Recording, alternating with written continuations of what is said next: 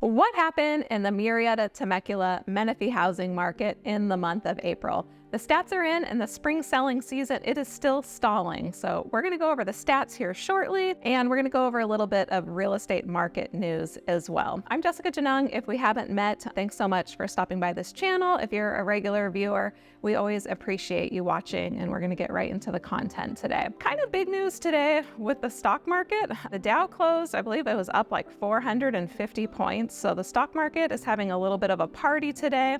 And that's because we got a lower than expected jobs report. So the expectations were that non-farm payrolls were going to gain 240,000 expected jobs, but it only came in at 175,000 jobs gained. So bad news for economically is good news for rates. So it's kind of interesting how it's working these days. Unemployment rate also ticked up. The expectations were, well, actually last month it was 3.8% was the unemployment rate. And this month, the numbers that just posted in April, it edged up to 3.9%. So the market liked that as well. And actually not just the Dow, like the whole stock market was up across the board. So the Fed just met recently, and we've had strong inflation again, which is not good for interest rates. So they decided to keep it as is. But the Fed Chair Jerome Powell, he did say that the expectation that the next move that they're going to make is going to be a cut. They don't say when, but the market really liked that this week as well and rose on that news that it sounds like that they're done with the hiking and the next one is going to be a cut, which I thought was kind of bold of him to say because really it's supposed to be data dependent and it has been this entire time. So we'll have to see how it plays out. But these kind of weaker jobs report and weaker unemployment numbers will certainly help make the case for seeing some future rate cuts. Next, they meet in June, I believe, so we'll see what's going to happen then. Before we get into the stats, I want to talk a little bit about what is going to ease up this lack of inventory in our housing market. I'm starting to prepare a video that's going to be out in a week or two, giving some different options of what could loosen the inventory. And I'm interested in your guys' opinions too. Like, what should happen? What is going to cause us to get out of this housing shortage? We have the triple threat right now for buyers. We have high home prices, we have high interest rates, and we have low inventory. So it's just a really bad situation for people trying to buy and for people trying to move up as well. So there's a lot of different things that could happen to help ease, and I'm just curious as to what your opinions are. So I'm gonna base this video that's coming off of this article that I was reading in Market Watch that gave a few ideas for it, and it's just some ideas that I've been pondering.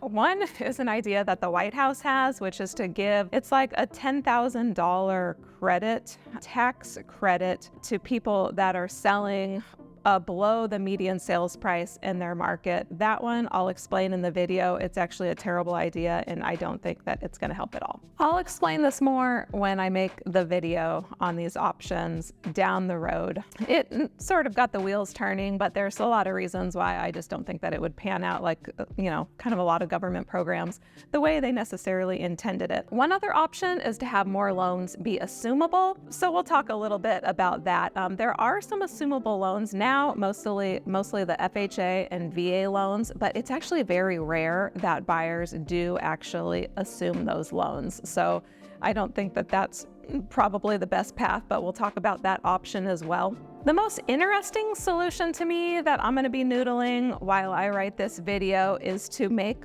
your current loan on a home portable to your new home. And apparently, I didn't even know this, but apparently they do this in the UK and Canada already, where you can take your current loan with you. I think that that option might be worth looking at, but I'm gonna have to weigh the pros and cons on that. So prior to me writing this, let me know what are your ideas that you have for helping the housing situation, and then I'll give you mine when I make that video as well. Okay, we're gonna jump into the stats.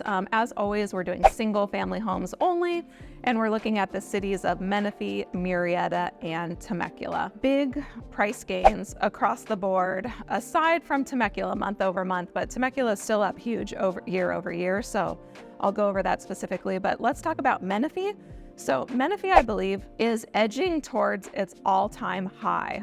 April median sales price in Menifee for a single-family home was over $598,000. That's almost to $600,000. I don't know if I've seen Menifee cross $600,000 yet. I'll have to go back and look at my stats, but I do think this is nearing the all-time high. So month over month, that's a gain of over $12,000. Year over year, Menifee's up $33,900. So good gains in Menifee. Year over year, you're up 6% if you own a home in Menifee. Median sales price in Murrieta is up again 1.4% month over month to the median sales price is $707,000. So month over month, that's up a little over $9,500. So that's a really solid 1 month gain. The month before that, it was up $25,000. So Murrieta just continues its upward trajectory. Year over year, you're up 9.2% on single family homes in Murrieta. So you have great gains year over year. It's almost $60,000, just a little bit under that year over year gain. Temecula's is the most interesting to me because if you were watching my market reports from the end of last year, starting around September, October, we were seeing very slight month over month declines, and that lasted at least 5 months or so. And then in March, we had this huge uptick in Temecula of like 75,000. So I did expect that median sales price to come down a little bit in April. And it did. It came down about 14,000 month over month. But Temecula, you're still seeing the largest gains by far of the 3 cities, up over 78,000 year over year. So Temecula, it is the most desirable city in our area, and it's the most expensive, and it's up the most year over year. And the percentage gain year over year is a little bit over 11%. So right now, Temecula is the best bang for your buck, let's say. Okay, moving on to number of closed sales, starting with Menifee. Actually, number of closed sales month over month is down across the board. We're in the spring selling season. It has been quite busy, but the number of closed sales is down for all 3 cities, which it's supposed to be doing the opposite. So it's kind of interesting, but month over month, Menifee closed sales are down 42 homes, which is over 31% month over month. So that's a really huge decline in number of closed sales when it should be going the opposite way. Murrieta, it declined 4 homes, so that's fairly flat, but that's still going the wrong direction. And year over year, we're pretty flat, which is not the case with Menifee. Year over year was down 47 homes, so big decrease in sales year over year. Menifee, we're pretty much flat month over month, and we're flat year over year. For Murrieta. Moving on to Temecula, number of closed sales month over month, it's down 16 homes. Year over year, it's down just a little bit, 5 homes. But month over month, we have a 15.7% decrease in the number of sold homes in Temecula, which is why the price is going up so much, it seems like, in Temecula. Moving on to median days on market. How long is it taking the average single family home to sell? Let's start with Menifee. We've got pretty flat numbers here in Menifee. Month over month, it's taking 1 more day, and year over year, it's taking 1 fewer days. So not a whole lot of news there. That's pretty steady. Median days on market, moving on to Murrieta, is down 3 days month over month. So it's taking 3 days fewer to sell homes in Murrieta, and year over year, homes are selling 5 days quicker than they were a year ago. Moving on to Temecula, month over month, homes are selling in 2 fewer days. Again, that's why the price has been increasing these past couple months. Homes are flying off the shelf. So in April, the average median days on market in Temecula is only 7 days, not even a week, and that's the median. So some homes are selling much, much quicker than that.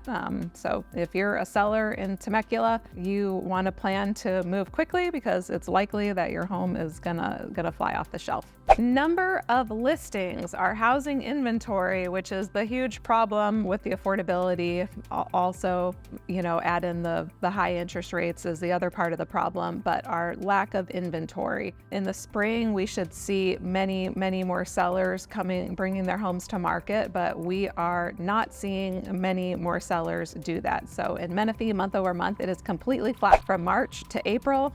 There were no new listings. It was steady at 273. Year over year, we are seeing a little bit more in Menifee. We're seeing 31 more listings year over year in Menifee. Moving on to Murrieta, month over month, we're seeing 11 more listings. So it's trickling higher, but not nearly the numbers that we would see in a typical spring selling season. And year over year, we have 14 fewer number of listings in Murrieta. Lastly, we'll look at Temecula. Temecula is ticking up as well. Month over month, we have 15 more homes, 15 more listings on the market in Temecula, and year over year is also 15 more listings. I'm actually kind of surprised that our market stats are still fairly status quo with what we've been seeing over the past few months, because if you caught my trench report that we put out last week, our business has picked up a lot. We had a slower beginning to the year and it's really picked up. So I expected to see that reflected in the April data that just posted, but it's not. It's just the spring is kind of slugging along as far as the data goes. So although it's been status quo for now, we know that nothing stays the same and that it will eventually change. So a few other things that could obviously make the housing market change. For one, if you've seen in my previous videos, we have a lot of apartments under construction in our area. So that's going to loosen some available housing options for people. We are expecting at some point the interest rates to come down. That's going to loosen housing because there's a lot of people that want to make a change, like they want to move up or move down in home, but it's called the lock-in effect. They don't want to lose their interest rate that they've locked in at, 2 or 3 or 4%. So that's hindering a lot of inventory from coming to the market. So when the rates come down a little bit, that will loosen inventory. These new apartments will loosen inventory. In a year or two, we could be in a completely different housing market. We'll have to see. Let me know your thoughts down below and we'll see you next week. Bye.